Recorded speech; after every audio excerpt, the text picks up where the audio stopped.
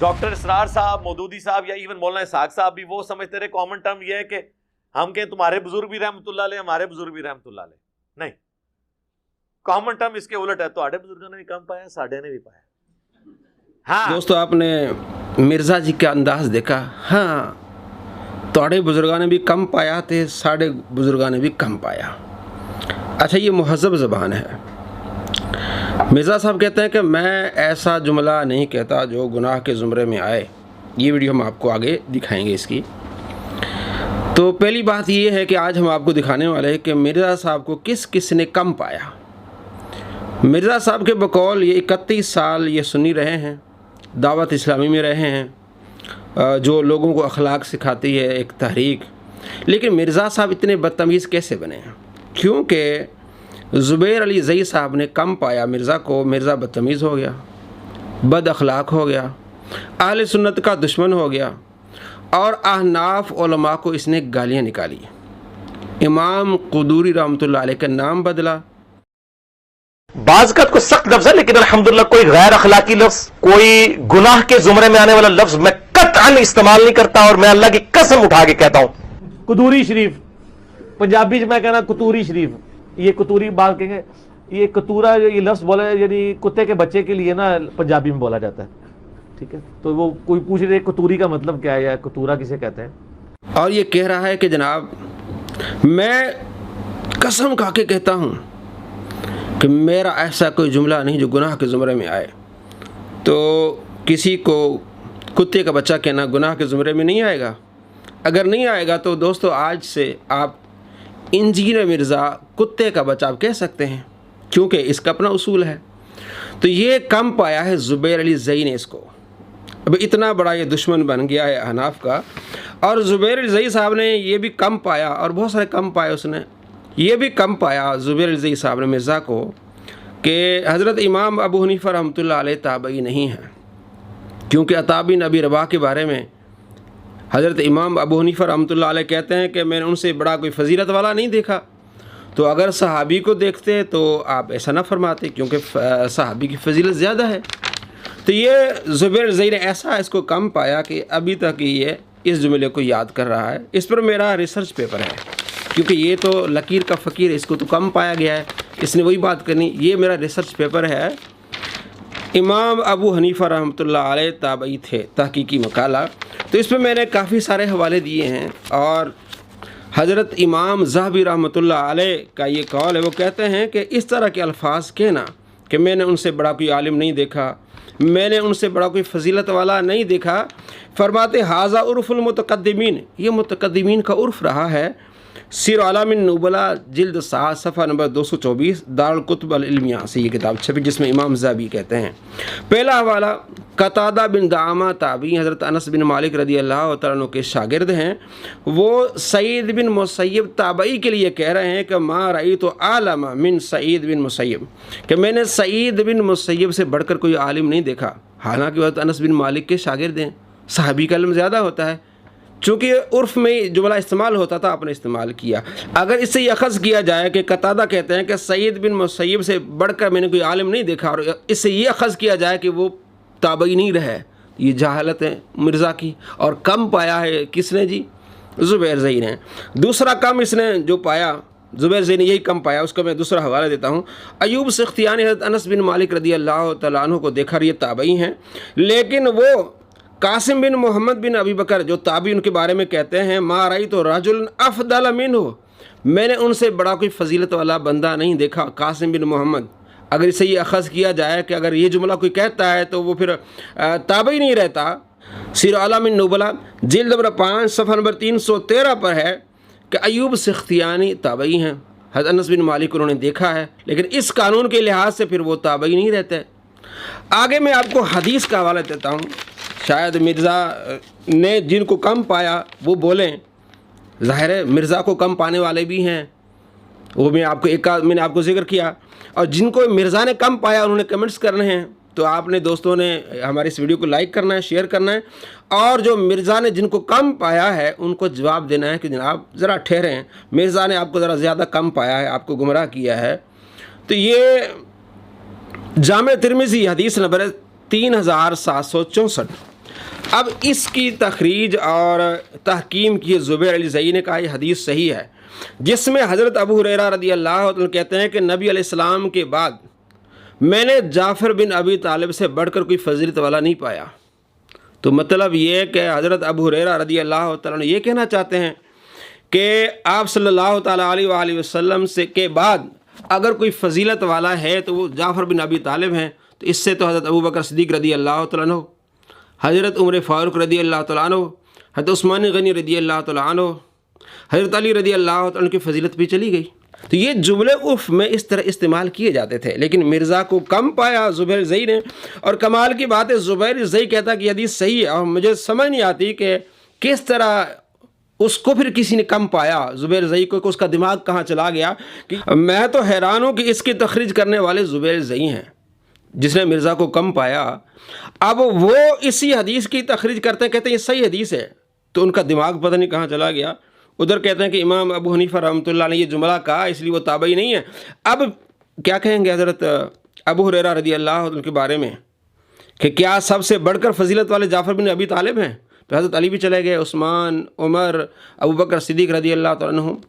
تو یہ مرزا کو کم پایا اور اس مرزا کی جہالت لکیر کا فقیر ہے۔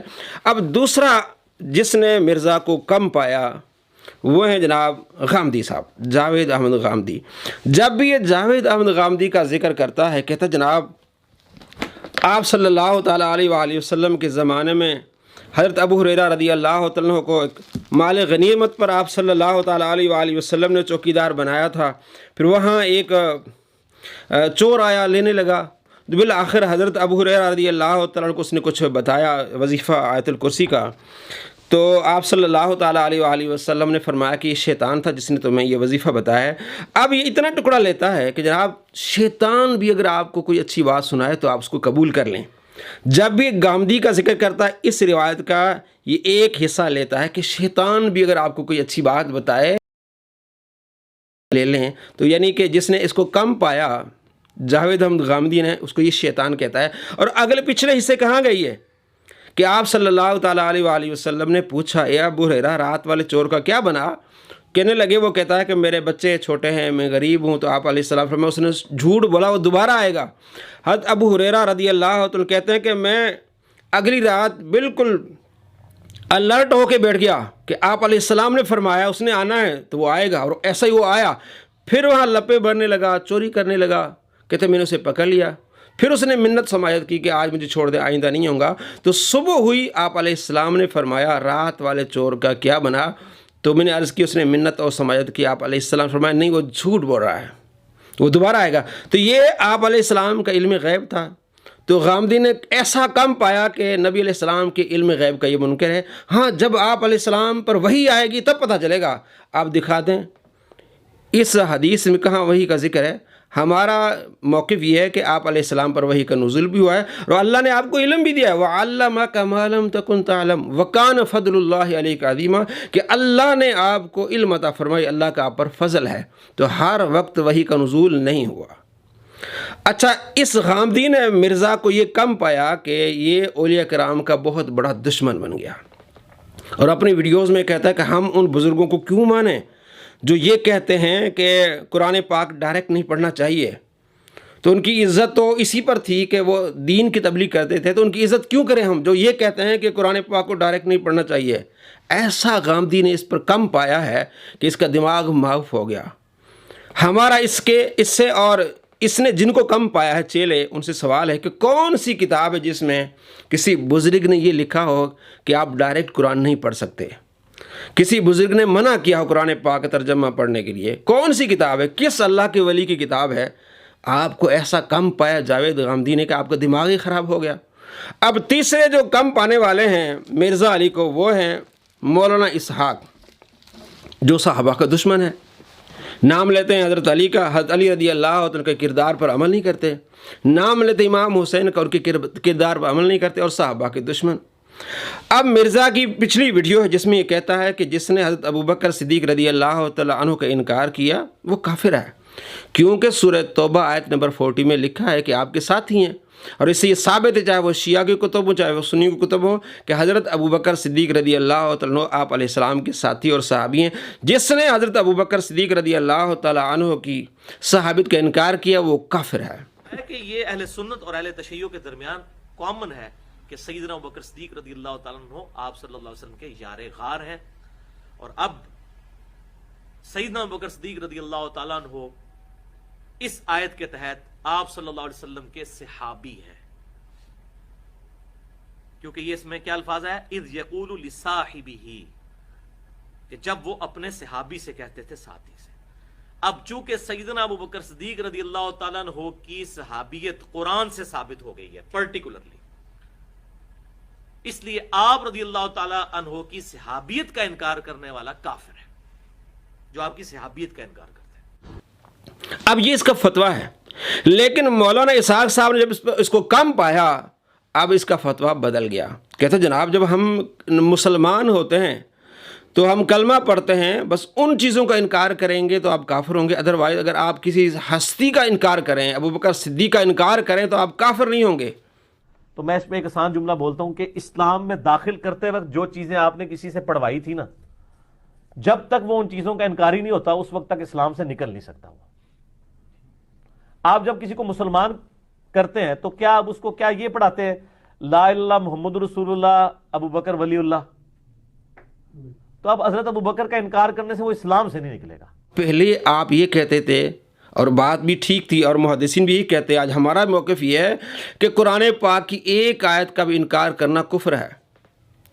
چونکہ حضرت ابوبکر صدیق رضی اللہ عنہ کی صحابیت قرآن سے ثابت ہے، سورہ توبہ آیت نمبر 40 سے، تو کوئی حضرت ابوبکر صدیق رضی اللہ تعالیٰ عنہ کو مرتد کہے، کافر کہے تو وہ خود مسلمان نہیں رہتا، کافر ہو جاتا ہے. مرزا کا بھی اس پہلا موقف یہ تھا، لیکن جیسے ہی مولانا اسحاق صاحب نے اس پر کم پایا تو جناب اس کا موقف تبدیل ہو گیا. اب یہ کہتا پھر رہا کہ جناب نہیں، حضرت ابوبکر صدیق رضی اللہ تعالیٰ عنہ کو کافر کہنے والا، اس کو تعویل کی غلطی لگ سکتی ہے، ہم اس کو کافر نہیں کہہ سکتے. اور یہ بھی اس کا کہنا کہ جناب ہمیں کوئی اگر کوئی کافر کہتا ہے قادیانی تو ہم اس لیے اس کو کافر کہیں گے کہ وہ ہمیں کافر کہتا ہے، اور جو صحابی کو کافر کہتا ہے اس کو کافر نہیں کہیں گے. میرا موقف کیا ہے وہ یوٹیوب پہ آپ جا کے لکھیں، قادیانی فرقہ کو دعوت اصلاح. میں ان کو اسلام سے اہل سنت سے ٹوٹا ہوا ایک فرقہ مانتا ہوں، جنہوں نے اس بڑے لیول کا اختلاف کیا کہ ان کی تکفیر کرنا ہماری مجبوری بن گئی، کیونکہ انہوں نے اس اختلاف کی بنیاد پہ ہمیں کافر ڈکلیئر کر دیا، اور انہوں نے کہا جو غلام احمد قادیانی کو نبی نہیں مانتا ہم اسے کافر سمجھتے ہیں، تو جو ہمیں کافر کہہ رہا ہے پھر ہم حق رکھتے ہیں کہ ہم اسے کافر کہیں. اور میں نے کئی دفعہ یہ گولڈن کوٹ اپنا بیان کیا لوگوں کے سامنے کہ اگر قادیانی ہمیں کافر کہنا چھوڑ دیں تو ہم ان کو کافر نہیں کہیں گے. اور میں نے کئی دفعہ یہ گولڈن کوٹ اپنا بیان کیا لوگوں کے سامنے کہ اگر قادیانی ہمیں کافر کہنا چھوڑ دیں تو ہم ان کو کافر نہیں کہیں گے. یہ میں آپ کو ایک کریٹیکل ایشو سمجھانے لگا ہوں. آج کی ڈیٹ میں بھی اگر کوئی کسی صحابی کو اپنے علم کی بنیاد پہ کافر بھی ڈکلیئر کر دے، وہ یہ سمجھے کہ میرے نزدیک وہ کافر تھا، تو اس سے یہ نہیں ہوگا کہ ہم اس کی تکفیر کریں گے. اس تک جو روایتیں پہنچی ہیں وہ یہی سمجھتا ہے. اسی لیے میں کہتا ہوں کہ تکفیر صرف اس شخص کی ہو سکتی ہے جو اللہ، رسول، آخرت، قرآن کا انکار کرے. اگر کسی ہستی کا کوئی انکار کر دیتا ہے، سیدنا ابوبکر، عمر، عثمان و علی یا کسی بھی اور بڑی سے بڑی ہستی کا، تو یہ کفر اسلام کا مسئلہ نہیں ہوگا. تو دوستو آپ نے دیکھا، ہم نے آپ کو چند مثالیں دی. زبیر الزہری اس کو کم پایا تو یہ احناف کا دشمن بن گیا، اہل سنت کا دشمن بن گیا. جاوید احمد غامدی نے اس کو کم پایا تو یہ تصوف کا مخالف ہو گیا اور اولیاء کرام کا مخالف ہو گیا اور جھوٹ بولنے لگا. اور مولانا اسحاق صاحب نے اس کو کم پایا تو یہ صحابہ کا دشمن بن گیا. اور حضرت ابوبکر صدیق رضی اللہ تعالیٰ عنہ کو کافر کہنے والے کو بھی کافر نہیں کہہ رہا، بلکہ ان کے پیچھے نمازیں پڑھ رہا ہے اور اپنے فتوے سے یہ کافر بن رہا ہے. تو یہ ان لوگوں نے اس کو کم پایا ہے، اس لیے اتنا بدتمیز، بد اخلاق، اہل سنت کا دشمن، اولیاء کرام کا دشمن، صحابہ کا دشمن بن گیا. اب اس نے کافی سارے لوگوں کو کم پایا ہے جو صحابہ کے دشمن بن گئے ہیں، تو آپ اس سے بچیں. اور اگر کوئی مرزا کا چیلا کمنٹ کرے تو آپ سمجھ جائیں کہ مرزا نے اس کو کم پایا ہے. السلام علیکم ورحمۃ اللہ وبرکاتہ.